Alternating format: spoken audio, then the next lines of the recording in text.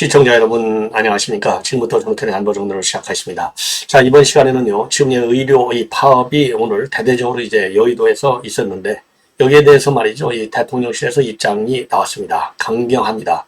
한치도 물러설 수 없습니다. 원칙대로 의법 처리하고요. 그 다음에 의대 정원 2,000명? 이거는 최소한이다. 이게 뭐 핵심 이유 아니겠어요? 자, 이번만큼은요, 우리 정부가, 윤석열 정부가 제대로 대응을 해서 일시 말이죠. 조금 우리 국민들이 불편함을 겪는다 하더라도 장기적으로 보면 우리 국민들에게 큰 의료 혜택이 올 수 있도록 시스템 개혁에 나서야 되겠다. 이게 이제 저의 생각입니다. 두 번째로는요. 지금 이준석이가 거듭 최근 들어서 이제 화성을 출마를 당연시하고 이제 이 합당화시키고 있어요. 뭐 당연하겠죠. 어느 후보든지. 그래서 제가 이제 이 주변 분들, 저도 이제 그 동탄, 그러니까 이제 화성을 지역에 사는 분들 제가 몇 분하고 또 통화도 해보고 그랬는데요. 이거 어림 쪽도 없는 분위기입니다. 자, 그래서 이제 마지못해서 밀려가는 거죠. 왜냐하면 이 김종인이가 TK에서 나오라 했잖아요. 김종인은 지금 자기가 비대위원장 하고 있으니까 지가 한 이번쯤 한번 하려고, 지난번에도 비대위원 한번 하려다가 난리 나갖고 쏙 들어갔잖아요. 지난번 2020년도 총선 때도 그렇지 않습니까? 여전히 꿈을 못 부리는 것 같아요. 그래서 이준석이가 이제는 외길로 들어가고 있다. 이 점을 드릴 수 있는 것 같고요. 그 다음에 이제 광주 호남 민심이 많이 달라지고 있는데 지금 특정 이슈, 그러니까 이제 이재명이 변호사들, 사실상 변호사들, 이제 공천으로다가 변호사비 대납하는 거나 마찬가지잖아요. 예. 이거 한동훈 위원장이 한 얘기인데 딱 맞는 얘기예요. 예. 그러다 보니까 가산점도 몇 프로나 주냐? 20점을 주고 있어요. 20점 이게 말이나 됩니까? 그래서 완전히 이건 무슨 소리냐? 예. 10%만 줘라. 왜? 이 고검장들이 차관급 대우를 받거든요. 법률상으로 보면. 예. 그러니까 지금 정무직들, 장차관급들 10% 가산점만 주는데 왜 고검장들은 20%나 주나 이거죠. 옳은 지적이 되겠습니다. 자, 그리고요. 네, 그리고 이제 마지막으로 지금 이제 민주당의 경우에는요. 전국적으로 여론몰이까지도 아니죠. 이미 뭐 패배의 길로 가고 있는데 이 죽어가는 이재명, 민주당의 지지세를 갖다가 살려낼 수 있는 전국적인 치어리더가 없다는 겁니다. 아무도 이재명을 부르지 않는 거예요. 아무도. 예를 들어서 우리 국민의힘은 한동훈 위원장이 이제 비대위원장 오니까 사진을 싹 한동훈 위원장으로 갖다 도배를 하잖아요. 근데 이재명은 사진 홍보만 두고 부를 수도 없어요. 부른다고 또 이재명이 갈 수도 없어요. 왜? 지금 제 개항을이 만만치가 않지 않습니까? 제가 말씀드린 5차 범위 내로 줄어들고 있잖아요. 자, 그래서 이재명이는 결국 죽는 무덤을 군데군데 파고 있다. 이게 결론입니다. 자, 이러한 내용을 가지고 여러분들께 이제 좀 자세하게 말씀을 드리겠는데요. 우선 대통령실의 입장 강경합니다. 강경한 이유가 한 서너 가지 정도로 압축이 되는데 우선 대통령의 의지가 강해요. 이미 여러분께 잘 아시잖아요. 의료개혁, 노동개혁, 그렇죠? 교육개혁. 예. 의료, 노동, 교육, 그 다음에 연금개혁. 예. 이런 것들이 이제 윤 대통령이 갖고 있는 개혁 프로그램이잖아요. 개혁 프로젝트. 프로그램보다도 더 센, 현 윤 정부의 목숨을 건 목표가 바로 이거예요. 그래서 이미 교육개혁과 그 다음에 연금개혁, 노동개혁, 이런 데서는 상당한 탄력을 받고 진행이 되고 있고 노동개혁은 상당 부분 지금 성공적으로 가고 있어요. 그 중에 하나가 파업에 대해서는 불법에 대해서 법대요. 딱 선고했잖아요. 뭐 이 파업하는 민노총에서 전부 철수했잖아요. 결국은 좀 뭐라 그럴까요? 그 강대강 충돌은 있었지만은 결국 백기를 들었어요. 그 다음에 중요한 게 뭡니까? 노동개혁에서 회계잖아요. 회계 문제도 공시하지 않으면 정부 지원금 끌어버리겠어. 반발했잖아요. 지금 상당 부분이 회계 문제를 전부 공시하고 나섰지 않습니까? 투명하게. 왜냐하면 전부 노조 취조자들이 이놈의 썩은 돈 우려먹는 이 썩은 돈, 부패 카르텔이에요. 노조 지도부라는 게. 요것도 고치겠다는 거고. 교육개혁은 뭐 이미 여러분들 아시고, 연금개혁 마찬가지. 그래서 이번에는 이제 의료개혁을 갖고 나왔는데, 의료개혁 이번에 안 하면 절대 안 된다. 요거에 관해서 윤 대통령이 확고하다. 그런 데다가 여론의 지지를 받고 있다는 겁니다. 자, 이러한 이유로 강하게 지금 나오고 있고, 그 다음에 강하게 나오는, 이제 강하다는 얘기는 이제 법과 이 원칙에 더 조금 더 후퇴하지 않는다는 거 아니겠어요? 그래서 요 부분에 관해서도 지금 이제 대통령실 입장문이 막 나왔습니다. 과거 정부처럼 물러설 거라고 생각해? 이건 큰 오산이야. 그래서 2000년대 의학분업 또는 이제 2013년대 원격 의료, 그리고 2020년대 코로나 당시의 의대 증원, 모두 실력 행사로서 정부가 백기를 들었는데 윤석열 정부는 이런 실수 절대 반복하지 않겠다라는 겁니다. 그래서 오늘 지금 경찰 추사는 12,000명, 그 다음에 이제 주최 측은 한 4만 명 이렇게 보도하고 있어요. 이 보도 기관마다 이제 숫자는 상당히 다르지만 어쨌든 지금 오늘 대대적인 지방에서 의사들이 말이죠. 버스 대전하고 올라왔다는 거 아니에요? 자, 그럼에도 불구하고 의대 정원 2,000명 확대, 이건 전혀 변할 수 없다. 그리고 한덕수 총리도 이런 집단 행동에 굴복하지 않는다. 그리고 법적 조치에 들어가겠다라고 밝혔고요. 그리고 대통령실도 더군다나 제약회사 직원들이 오늘 이 시위에 동원됐다는 거, 이거는 무관용 원칙으로 강력히 대응한다라는 입장을 내놨어요. 자, 그래서 지금 이제 이 대통령실이 그 어느 때보다도 강한데, 강한 이유 중에 하나는 아까 말씀드린 대로 대통령의 의지가 확고하고 찬성 여론이 상당히 높아요. 자, 그래서 최근에도 말이죠. 윤 대통령이 결국 의사를 묻고 줄였기 때문에 응급실 현재 의료 여건이 굉장히 열악하고 응급실 뺑뺑이로 인해서 필수 의료 체계도 붕괴되고 있다. 예. 그리고 안 그래도 부족한 의사가 비급여 진로에만 몰려있고 일단 수를 늘리지 않고는 해결이 안 된다. 이런 입장을 내놨습니다. 그래서 3대 개혁만큼 의료 증원, 즉 의료개혁, 즉 의료개혁의 출발은 의대 증원에서 시작하는 거죠. 요거 절박하다. 이게 이제 대통령의 인식이라는 겁니다. 두 번째로는 대통령 지지도 올라가고 있어요. 자, 그래서 최근에 이 여론조사를 보면 말이죠. 지금 갤럽 여론조사를 보면 2022년도 6월 조사 당시 43%를 기록한 이후에 20개월 만에 최고치가 되고 있고 긍정평가 이후로 의료개혁 확대가 21%의 지지를 받고 있는 상황입니다. 두 번째로는요. 2020년도 문재인 정부가 의대 증원에 나섰을 때는 코로나 문제잖아요. 의료 수요가 어마어마했죠. 근데 의료 수요가 지금은 그 당시보다는 많이 줄어들었어요. 예, 줄어들었고 더군다나 말이죠. 지금 응급실 이용률이 상당히 지금 떨어지고 있습니다. 그러니까 이제 우리 국민들도 이 의료 파업에 올 때 뭘로 의사들이 무기로 삼느냐? 의사가 부족한 거. 환자는 계속 병원을 찾는 거. 요거잖아요. 그런데 지금 이제 이 한 총리가 오늘 중대본 회의에서 밝힌 내용을 보면은요. 경증 환자하고 비응급 환자의 응급실 이용이 30%나 넘게 줄어들었다고 합니다. 그러니까 응급실이 응급실다운 기능을 이제서 할 수 있는 거예요. 그리고 현장을 떠난 인턴이나 레지던트가 수련하는 빅5와 같은 큰 병원도 어려움을 겪을 수는 있겠지만은 요 어려움을 겪는 거 정부가 감당하겠다는 겁니다. 감수하겠다. 그리고 이제 법적인 문제에서도 지금 우리 정부는 아무 문제가 없다. 오히려 자신감을 보이고 있다는 겁니다. 왜냐하면 이 헌법 36조 3항에 의하면 모든 국민은 보건에 관해서 국가의 보호를 받는다. 이렇게 명시가 되어 있다는 거예요. 그래서 의료진은 정당한 이유 없이 의료 현장을 떠날 수 없다는 의료법이 현 정부의 대응 근거가 되고 이런 거는 국민의 생명권 그리고 의사들의 직업 선택의 자유권 이런 것 중에 국민의 생명권이 훨씬 더 우선한다. 이런 법리적인 측면에서도 이제 소송으로 갈 경우에는 자신 있다 이겁니다. 자, 그래서 이 고려대학교 장영수 교수도 말이죠. 이분도 언론에 많이 인용되는 부분이죠. 법익, 즉 법이익의 균형과 비례성을 따져봤을 때 법원이 의료 현장을 떠난 의사의 손을 들어줄 가능성이 크진 않다. 그래서 과거의 집단행동을 통한 승리 경험이 오히려 의사들에게 이번에는 독이 될 수도 있다. 이렇게 해석을 하고 있는 상황입니다. 자, 그리고요, 이제 오늘 또 이 정책실장, 성태윤 정책실장인데요. 정책실장도 오늘 MBN에 나와 가지고 확고하게 입장을 밝혔습니다. 의대 증원에 대해서는 현 정부 스탠스에 전혀 변화가 없다. 예. 그래서 현재 의료 인력을 지원하기 위한 계획 자체는 불가피하다. 한 해 3,000명 정도의 인력을 추가로 양성하는 그런 상황에 몰려있다는 겁니다. 3,000명. 그래서 2035년까지 인구 구조 변화를 감안하면은 1만 명이 추가로 필요하고 의료 취약 지역을 전국 평균 수준으로 만들기 위해서는 5,000명이 추가로 필요하다. 그래서 이미 이런 숫자는 제시된 바 있지 않습니까? 예. 자, 그래서 현재 시점에서 더 미뤄지면은 추후 연간 증원해야 하는 규모가 훨씬 더 늘어나게 될 수밖에 없다. 그래서 여러 여건을 감안해도 현재는 2,000명 정도가 최소한의 숫자이고 이거 최소 수치이기 때문에 더 이상 양보할 수 없다는 것입니다. 자, 그리고요.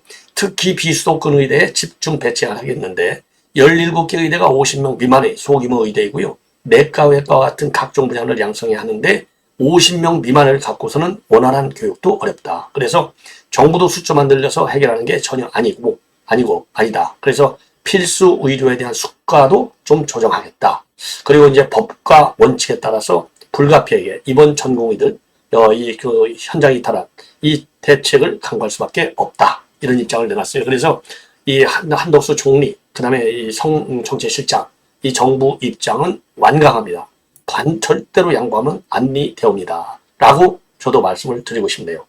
자, 이번에는 이제 화성을 지금 이제 이준석이가 여기 나오겠다고 하는데, 이준석이는 그래요. 우선 전국에서 가장 젊은 도시다. 가장 젊은 도시다. 그렇기 때문에 개혁신당이 지향하는 것이 미래와 개혁에 있는데, 개혁에 있기 때문에 이 젊은 도시라는 건 34세라는 거 아니에요? 34세. 이 평균 동탄 이 신도시가 이제 지금 이제 이준석의 화성을 지역인데 평균 연령이 34살이라는 거예요. 그래서 전국에서 가장 젊은 선거구가 된다는 거죠. 그래서 개혁신당의 지향점인 미래와 개혁, 여기 이제 딱 들어가 있고, 왜냐면 이준석이 지가 젊은 층하고 소통을 많이 해서 개혁하겠다는 거 아니겠어요? 자, 그러한 이 개혁신당의 지향점과 딱 맞아 떨어지기 때문에 그동안의 노원, 대구, 선택에도 이상할 일은 없었지만은 미래와 개혁의 도시가 될 수 있어서 이 화성을을 택했다. 이게 이제 이준석의 그 화성 택한 명분이 되고 있습니다. 자, 그렇지만은 이거는 이제 이준석이가 말을 엄청 잘하잖아요. 그럴듯하게 레토릭을 잘 쓰잖아요. 근데 이준석이가 이게 떨어질 걸 알면서도 간 건지, 떨어질 건 모르지만은 가지 않을 수 없는 불가피성 때문에 몰려서 간 건지, 제가 보기에는요, 몰려서 갔다. 밀려서 갔다 이거죠. 왜? 왜냐면 김종인이가 뭐라고 그랬어요? 비례대표 안 주겠다 그랬잖아요. 비례대표 안 주겠다라는 말은 뭘로 바꿔치기를 했느냐?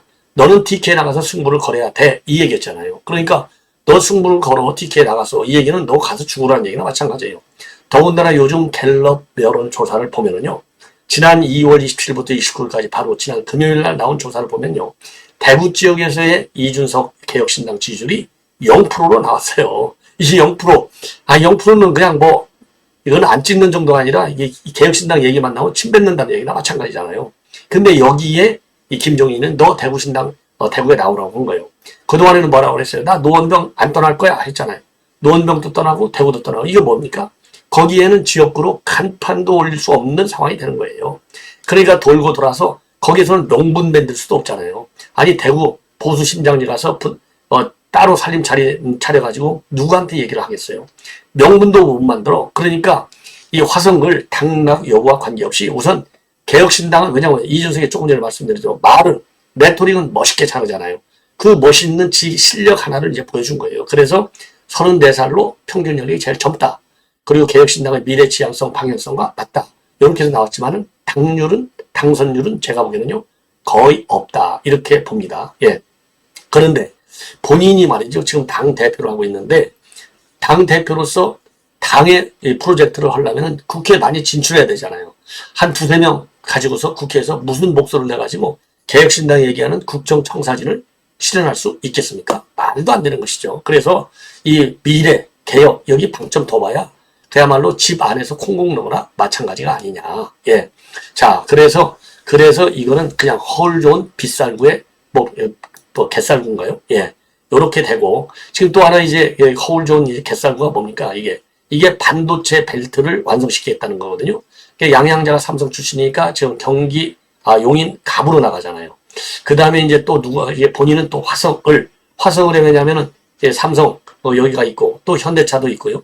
현대차 연구도시가 있고, 화성 하면은 여러분들 아시다시피 화성 특히 하면은요, 이게 딱 삼성 도시라고 하면 돼요. 그래서 한동안에 차라리 삼성시로 하자, 동탄시가 아니라, 이런 얘기까지 나올 정도로 반도체 집산지가 되는 겁니다. 예.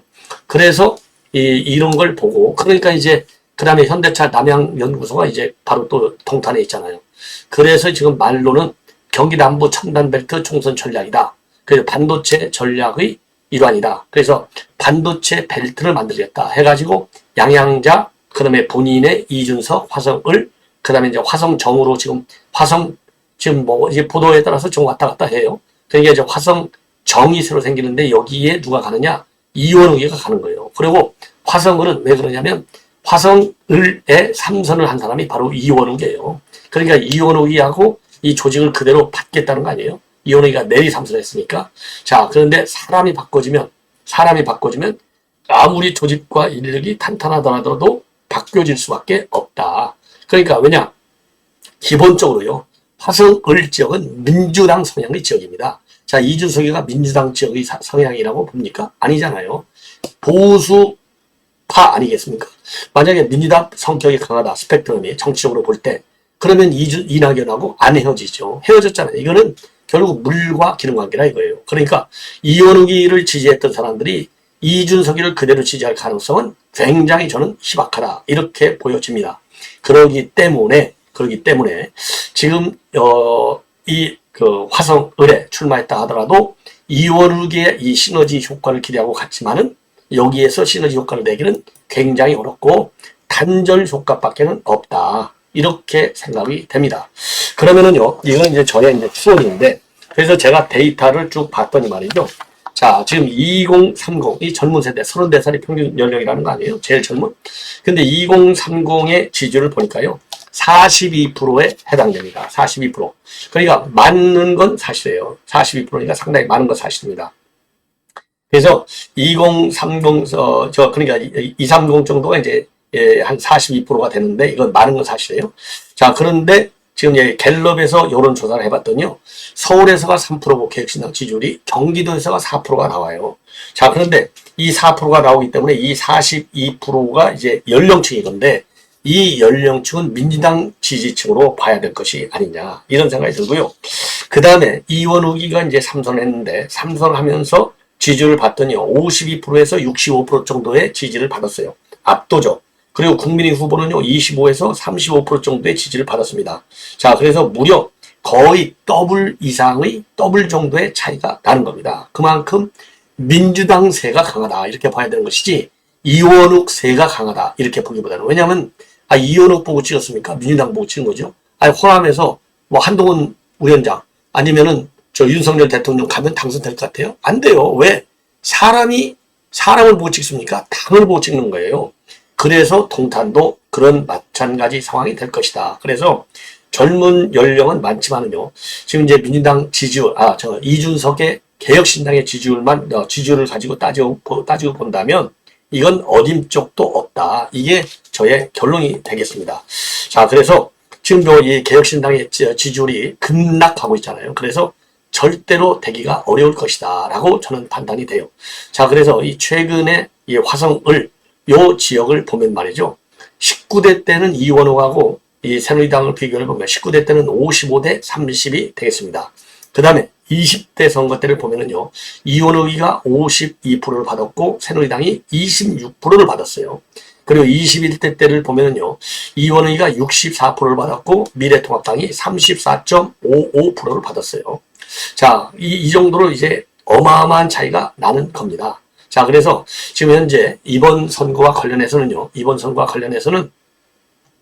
지금 이제 아직 우리 국민의힘 후보는 결정이 되지 않았습니다. 국민의힘 후보에서는요, 지금 여러 명이 지금 예비 후보로 등록해서 뛰고 있는데, 국민의힘에서는 지금 누구누가 뛰느냐? 노예슬 현 중앙당 청년의원의 부위원장, 김수인 전 화성시을 당원협의회 여성위원장, 그 다음에 김형남 화성미래전략연구원 원장, 최석호 변호사, 이런 사람들이 지금 뛰고 있고요. 최영근 전 화성시장도 뛰고 있는 이런 상황이다. 그리고 민주당의 경우에는 일찌감치 공영훈 현대차 사장, 이 사람을 갖다가 투입해서 뛰고 있어요.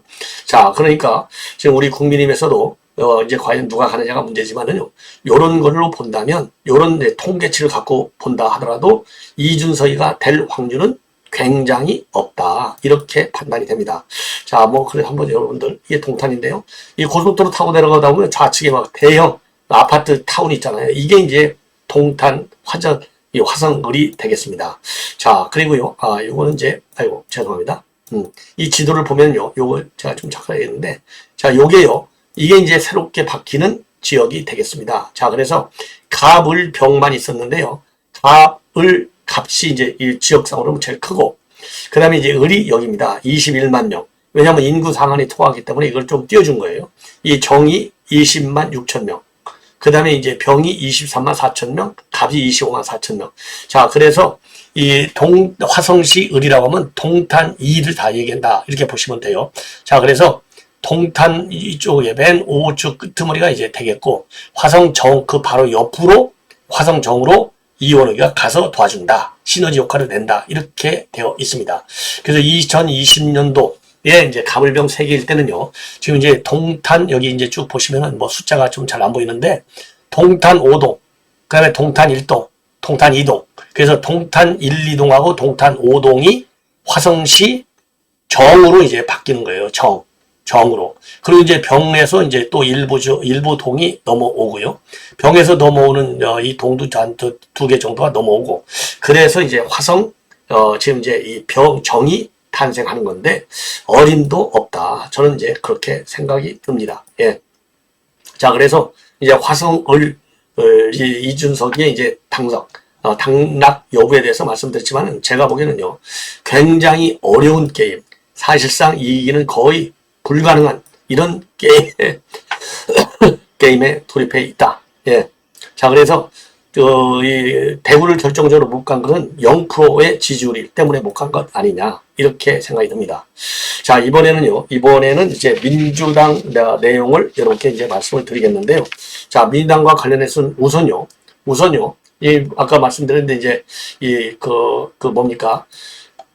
그러니까 이제 변호사들에 대해 예비 후보인데 박균택, 양분함, 이성윤 아주 뭐 고검장들 거창한 사람들이죠. 언론에도 많이 나왔고 그래서 박균택이는 대장동 출두할 때마다 따라다녀서 이 보좌한 사람이 박균택 변호사, 양분함은 법률위원장까지 한 사람, 그리고 이성윤은 중검장 하면서 민주당이 유리하게 수사를 진행했던 사람. 요 세 사람에 대해서 말이죠. 이 고검장 출신들인데 신인이다. 신인. 여기에 이제 방점을 잡았고 20%를 정하겠다는 겁니다.